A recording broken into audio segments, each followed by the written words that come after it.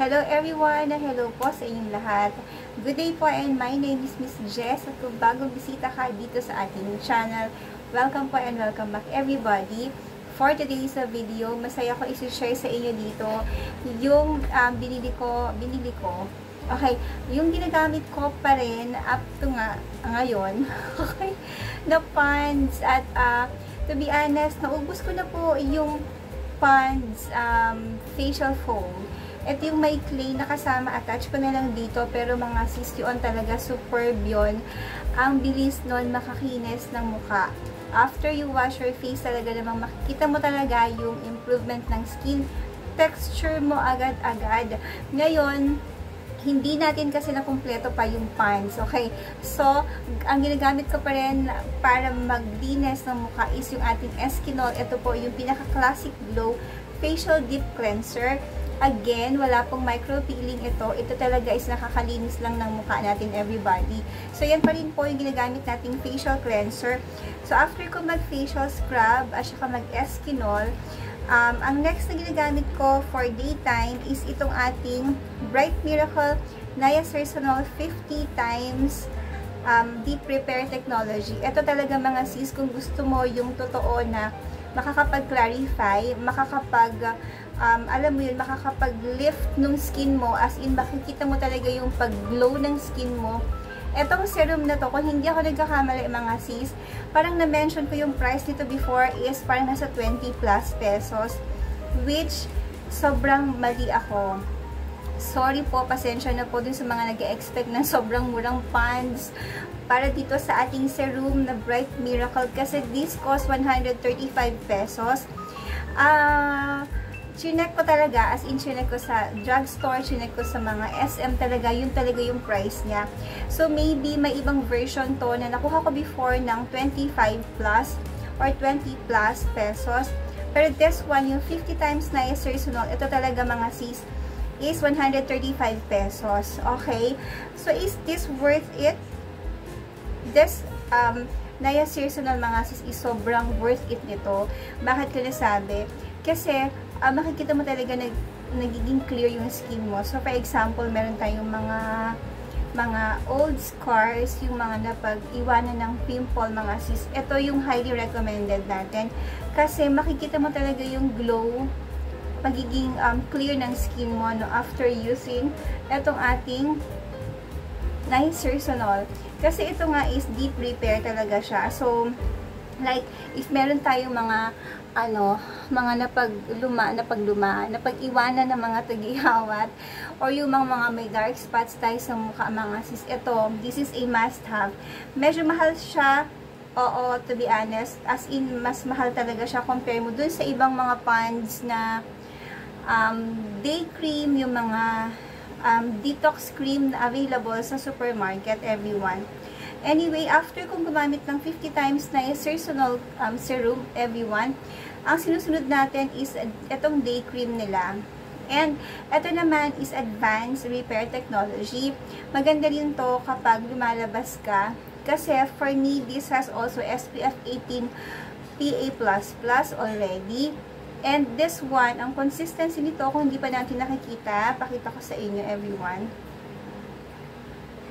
Ayan siya. Okay.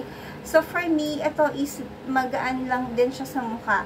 Meron dong kasama na retinol C and niacinamide, and reduces visible dark spots, ganon. Tapos yung wrinkles as well, and dull skin in 7 days. So, makikita nyo talaga, ma-observe nyo yung skin nyo in a span of a week or more. Kasi dun lang din naman talaga siya nagsastart na trumabaho. Okay, sa mga skin natin. So, spread natin to everybody.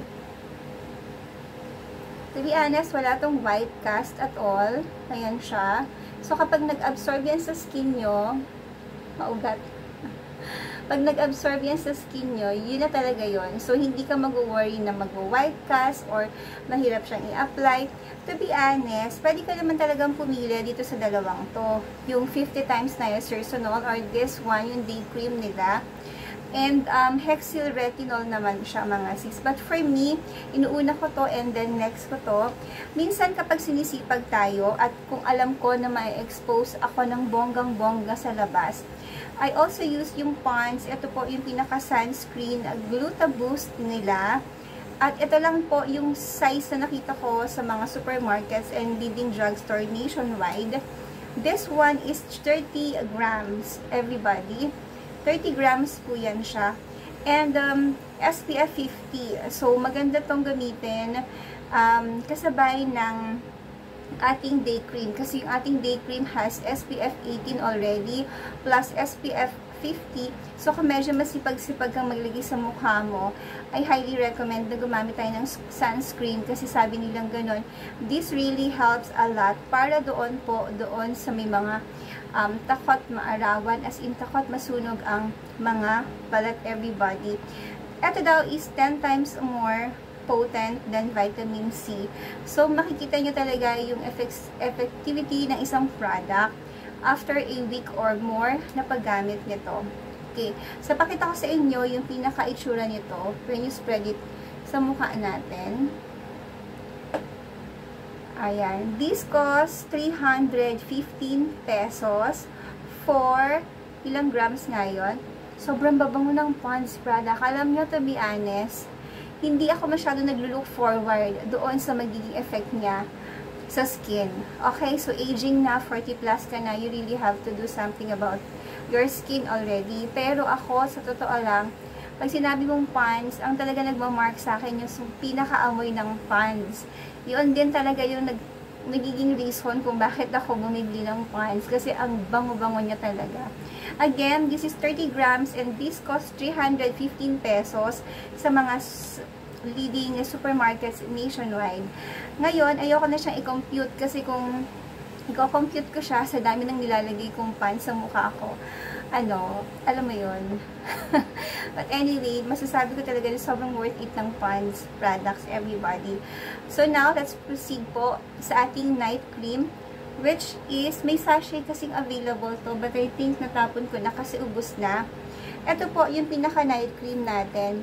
Kung ito po yung pinaka-day cream natin, meron siyang night cream. So, ito yung ginagamit ko during night time. So, after ko mag-facial scrub, gagamit ako agad ng Eskinol para malinis yung mukha ko. And after that, gagamit ako ng night cream, which is ito po. May day cream din to mga sis na nakaganyan din siyang lalagyan. And this costs 170 pesos. Depende kung saan ka bibili. Minsan nakukuha ko to sa SM ng 150. Minsan naman sa drugstore ng 170. So, it will really depend kung saan ka bibili ng product ng Pond's. Pero I highly recommend kung bibili ka na lang din dun sa mas mura kasi sayang din naman. Okay? Ganito po yung pinaka-consistency niya. At papakita ko sa inyo kung paano siya mag-set sa skin. So, again, itong product ng Pond's is highly recommended ko since hindi naman ako nagpapalit pa ng product as of the moment. So, ilang buwan ko na rin siyang ginagamit. Everybody, ito po yung night cream nila and ito is ang bango. Ang bango din niya sa skin. Diba? Kung halimbawa matutulog ka na lang din at gusto mo nung mabango sa mukha mo, I really highly recommend you try Pond's, everybody.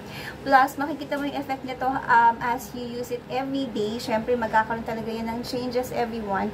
And yung changes na yun is talagang positive changes siyang mangyayari. So, that's it.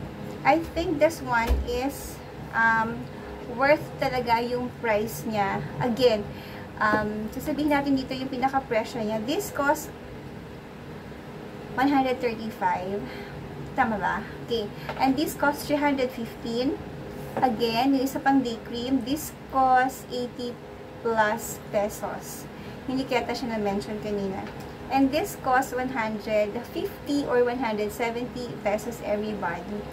So, there you have it. Yan po yung mga ginagamit ko na product from Pond's, everyone. And sobrang highly recommended ko. Again, papakita ko sa inyo yung balad ko as of the moment kung ano na ang nangyayari sa kanya. Again, wala tayong any ring light dito. Walang special effects dito. Wala rin tayong ginagamit na special lighting dito. Again, malayo-malayo po tayo sa ilaw. But Papakita ko na lang din sa inyo again yung aking face. As you can see, mas dewy yung dating ng mukha ko. Mas clearer yung skin ko. I think, masasabi ko na mas nakakabata yung product ng Pond's kasi very moisturizing yung mga products ng Pond's. Again, highly recommended po natin itong product na to. And, sana masubukan nyo kahit yung ilan lang dun sa mga products na pinakita ko sa inyo. God bless everybody, and I hope to see you again. Please do like, share, and subscribe sa ating channel, everyone. God bless po. Stay safe. Bye!